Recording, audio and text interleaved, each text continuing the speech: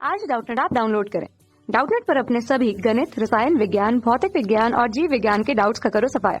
बस प्रश्न की फोटो खींचो, एक ही प्रश्न को क्रॉप करो और तुरंत वीडियो सोल्यूशन पाओ। अभी डाउनलोड करें। नमस्कार दोस्तों, दिया गया प्रश्न है ऊष्मा चालन तथा ऊष्मा चालकता गुणांक की परिभाषा दीजिए। तो ऊष्मा चालन की अगर बात करते दोस्तों, तो ऊष्मा चालन का मतलब या तात्पर्य यह होता है कि ऊष्मा संचरण, ठीक है, कैसे होता है कि ऊष्मा चालन में माध्यम के कण जो है, ठीक है, वो पार्टिसिपेट या भाग तो लेते हैं, परंतु वे अपने स्थान को परिवर्तित नहीं करते।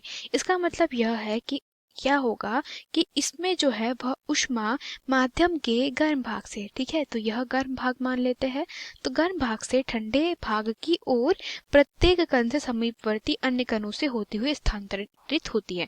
मतलब आपने यहाँ पे क्या किया, ऊष्मा दी, ताप टी पे उसको, मतलब आपने इसको क्या किया दोस्तों, इसको गर्म करना प्रारंभ किया। आप जब इसको गर्म कर रहे हैं तो इसके यहाँ वाले कणों में क्या हो जाएगा, ऊष्मा आ जाएगी, ये कण गर्म हो जाएगी और इसके कारण इसकी जो ऊर्जा है वह कैसे दोस्तों, अगला कण है उसको स्थानांतरित करेंगे, फिर इस ये कण की जो अतिरिक्त ऊर्जा है उसको इसको स्थानांतरण करेंगे। इस प्रकार से जो ठंडे भाग है उसकी तरफ क्या होते हैं दोस्तों, ऊष्मा का चालन होने लगता है। तो इसे ही क्या कहते हैं, ऊष्मा का चालन कहा जाता है।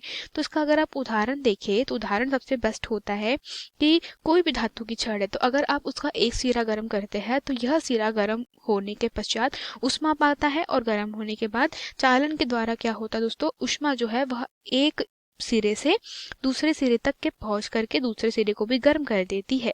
ठीक है, तो दोस्तों यहाँ पे होता क्या है कि दोस्तों जो गर्म सिरे पर, मतलब यहाँ पे आपने ऊष्मा दी, तो यहाँ के कणों में क्या हो गया, यहाँ के कणों में ऊष्मा प्राप्त हुई, तो यहाँ के कण ऊष्मा पाकर अपनी मध्यमान स्थिति के दोनों तरफ क्या करने लगते हैं, तेजी से गति करने लगते हैं। ठीक है, मतलब ये अपनी ही स्थिति में क्या करने लगेंगे, कंपन करने लगेंगे और वे कंपन करने के कारण अपने निकट वाले पृष्ठ के कणों से टकराते हैं। मतलब यहाँ पे ये कण कंपन कर रहा है अपनी ही मध्यमान स्थिति के, तो क्या होगा कि इसके पास वाला कण है उससे टकराएगा, तो उसके टकराने के कारण अब यहाँ पे कह सकते हैं कि दोस्तों ऊष्मा का क्या करेगा, वो स्थानांतरण कर देगा, क्योंकि यहाँ पे अपने ही मध्यमान स्थिति के बार बार कंपन करेगा, तो यहाँ से ऊष्मा क्या करेगा, दूसरे कण में ट्रांसफर करेगा। फिर अब ये कण अपने मध्यमान स्थिति के दोनों तरफ कंपन करेगा, फिर यहाँ से ऊष्मा स्थानांतरित कर देगा, फिर अब ये कण अपने दोनों मध्यमान स्थिति के कंपन करेगा। इस प्रकार से क्या हो रहा है, ऊष्मा का दोस्तों गर्म भाग से ठंडे भाग की तरफ स्थानांतरण होता है।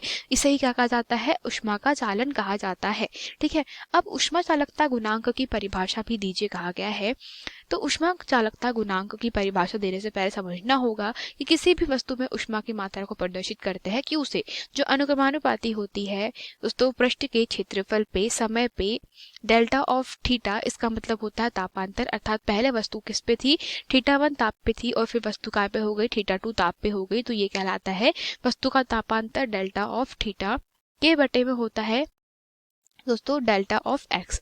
तो आप कह सकते हैं कि डेल्टा ऑफ थीटा के बटे में डेल्टा ऑफ एक्स क्या है दोस्तों, यह ताप प्रवणता है। ठीक है, तो ताप प्रवणता का मतलब क्या होता है कि दूरी के साथ में जो दोस्तों ताप में परिवर्तन होता है उसे कहा जाता है ताप में प्रवणता। ठीक है, ताप प्रवणता।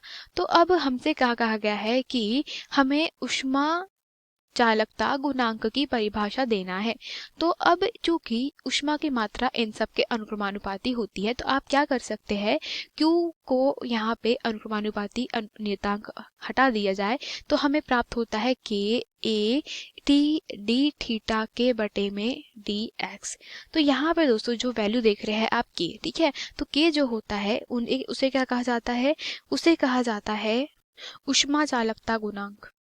ठीक है, तो यही के जो है वह ऊष्मा चालकता गुणांक है। और इसको किस प्रकार से परिभाषित किया जाएगा, अब देखिए यहाँ पर कि दोस्तों थीटा 1 माइनस थीटा 2 का मतलब क्या है, तापांतर, अर्थात डेल्टा ऑफ थीटा का वैल्यू हम लोग कितना मान लेते हैं दोस्तों, 1 डिग्री सेल्सियस मान लेते हैं। ठीक है, और ए जो है वो क्या है, क्षेत्रफल है पृष्ठ का, तो हम क्षेत्रफल भी क्या मान लेते हैं, 1 मीटर के वर्ग के बराबर मान लेते हैं।